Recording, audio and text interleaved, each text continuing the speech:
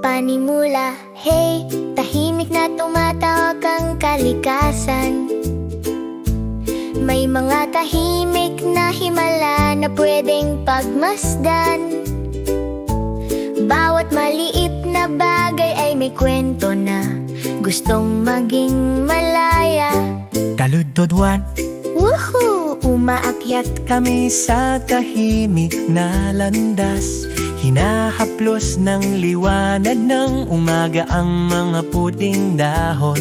sumasayaw at umiindak ang mga hugis at kulay. Bawat halaman ay may sasabihin. Ang mga ugat ng dahon ay parang mapa, berbe at kumikislap. Kapag nagigising ang kalikasan at dahan-dahang yayakap, Tayo ng gintong liwanag, tumitigil kami at nagmamasid. pinupukaw ng maliliit. Na detalye ang kuryosidad. Tumatakbo kami sa gitna ng mga tuklas. Bawat dahon ay may kwento, hambang-hakbang mahinahong sumusulong. Natututo kami mula sa mga bagay na malayang lumalaki. Talududu, Nasa ibaba kung saan nagpapahinga ang mga anino. dumadaloy ang mga bato at lupa sa tabi namin. Magaspang at makinis, madilim at maliwanag. Ang mga kwento lang lupa ay nakatago sa paningin. Tahimik at dahan-dahang bumubulong ang tubig. Ang mga refleksyon ay bahagyang umuuga sa agos nito. Kumikilos ang mga dahon at ugat sa ilalim ng tubig.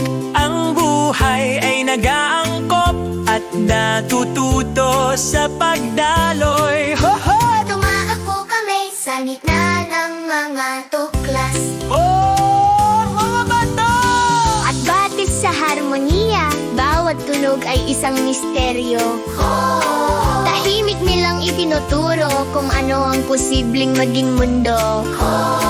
Nahulog na balahibo, lumilitaw na mga bakas. May napatuklas dito, tahimik na pagtap ang tumatawid sa langit sa kaliwanagan. Katahimikan at kapayapaan. Bawat tuklas ay nag-uugnay ng damdamin ng pananabik.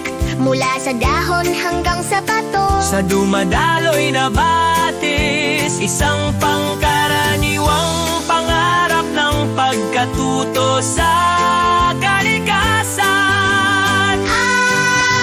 tumatakbo kami sa gitna ng mga tuklas. Ho ho ho! Tumatakbo kami sa gitna ng mga tuklas.